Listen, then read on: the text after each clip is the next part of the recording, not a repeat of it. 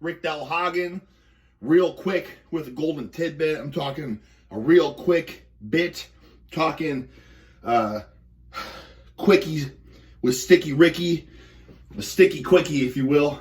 I wasn't gonna make a video today, but I've been doing this recently, and I said, what the hell? I'm gonna throw it at you guys. I've been doing this, and I want to see how things, you know what I'm saying, like, how things progress. So we're just gonna throw it out there in the ethernet. You know what I'm saying? Not this. This is different.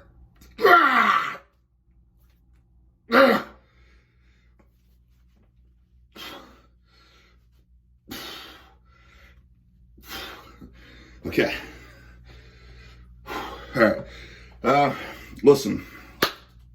We love lifting weights, you and me. You know what I'm saying? It's what keeps us going.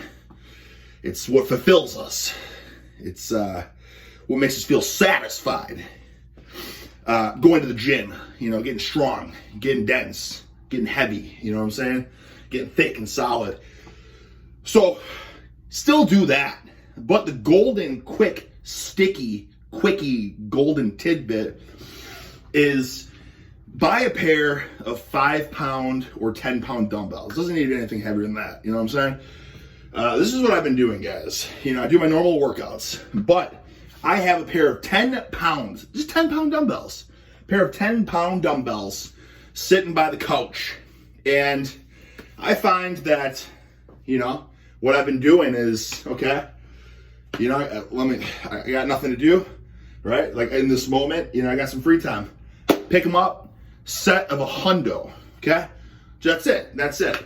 So the golden quick tidbit is, it's kind of like greasing the groove. The greasing the groove is a method by Pavel Tsatsouline, whatever the hell, where his recommendation was you put a pull-up bar in the doorway, and anytime you walk through that doorway, you bust out damn near pull-ups till failure, a couple shy, a couple left in the tank. So, you put an effort forth, but you're not going to a total exhaustion. You understand what I'm saying? Well, I'm taking this a step further. Instead of pull-ups, we don't care about pull-ups. We don't care about functionality. We want big, capped, thick, juicy, striated deltoids, you know what I'm saying? And trapezius. So I've messed around already a bunch with this. This is what I'm throwing your way. This is great because the weight's so light that it's not going to set you back really in recovery. And I promise you that. Now, the first time you do it, maybe the first couple times you do it, you're probably going to be extremely sore the next day because your body's like, what the hell? Hundo, what the hell? You know what I mean? But you're gonna acclimate to that quickly. And then, you're just banging out. This is lightweight, guys. You know what I mean? You think I'm maxing out in 10 pounds? No. It's like, let's say it's, that's probably, 25% max intensity. You know what I'm saying? So I've gotten to a point now where it's like, okay, bang it out, eat some food, whatever, go do this, go do that, sip a cup of coffee, I'm doing something, whatever. Oh, here's these 10-pound weights again. I stumble across these, boom, set of $100. Now the thing is I think this is amazing because this is what you called transient hypertrophy, temporary muscle growth, aka the frickin' pump. You know what I'm saying? Now, pump training, one could argue, is useless for the most part, unless you're a total noob. You got to get stronger to get denser and thicker, succulent, horsepower.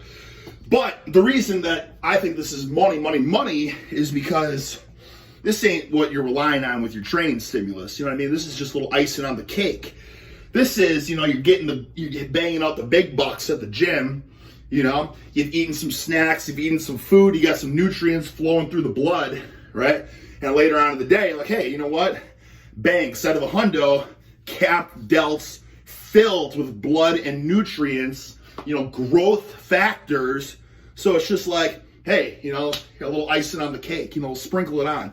Now, it's not the most scientific thing, guys, but I have reason to believe that this is like, I think it's going to add up over time. You know what I mean? You're building a work capacity with these puppies. Plus, you're probably making them bulletproof because it's not going super heavy. It's not like you're ever going to be like, oh, tweaking shoulders. You know what I mean? It's just getting juicy blood flow, juicy pump, and a little, Pro note here, what I do is, I'll start them like so, whatever.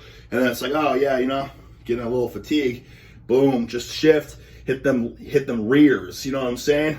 It's like, oh, boom, fatiguing, back to the lats, right? Get a little more bend there, you know what I'm saying? Maybe a little more anterior for a bit, right? Then he can go, boom, he can go shrug at the top, shrug at the top. So you know what I'm saying? It's just like, it's just, you're getting this freaking shoulder girdle stacked to the max. And let me tell you something else. I guess maybe this is the most important note is, listen, why do we train? You know what I'm saying? Because we want to look better. We want to get bad, bad. I was going to say big, but I said bad. So we want to get bad, you know what I'm saying? Big and bad, basically. Well, here's the thing too, fellas. There's a lot of bro science. I'm just going to spew bro science because I don't care, right? But this is bro science that I've stumbled across.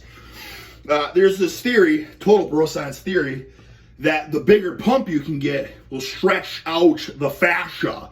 And when the fascia is stretched, it creates more room for growth. You understand what I'm saying? So if you have stretched out fascia and more room for growth, the more and more you do this, right? Like, hey, some days are probably not gonna be as good as others. Some days you're, ultra sodium bloated, ultra hydrated. You had, tons of snacks, gallon of water.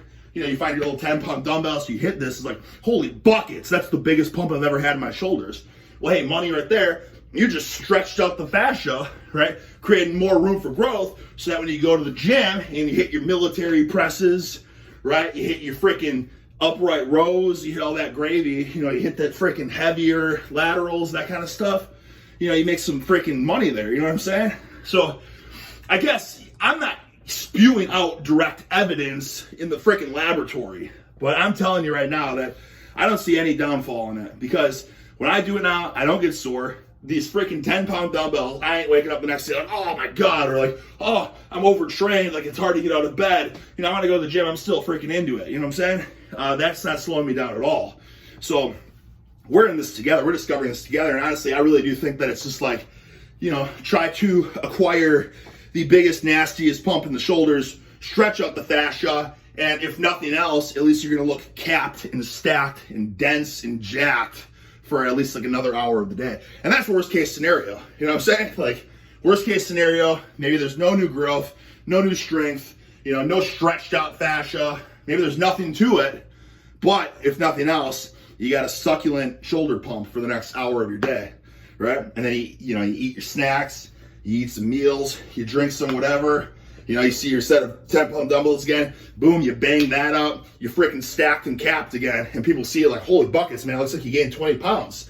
But they don't need to know the secrets, right? They don't need to know that it's just, transient hypertrophy. Hell, you know what I'm saying? Keep them in the dark for all day, you might as well keep them in the dark, and you know what I'm saying? Like, they don't need to know it's transient hypertrophy, right? You just, in their eyes, you put on 20 pounds of stacked, dense muscle mass. You know what I'm saying? So that was a real quick golden tidbit. Sticky Ricky's Sticky Quickie in a minute. All right, so try it out, report back, leave comments if you've done it in the past. Just freaking talk to me, you know what I'm saying?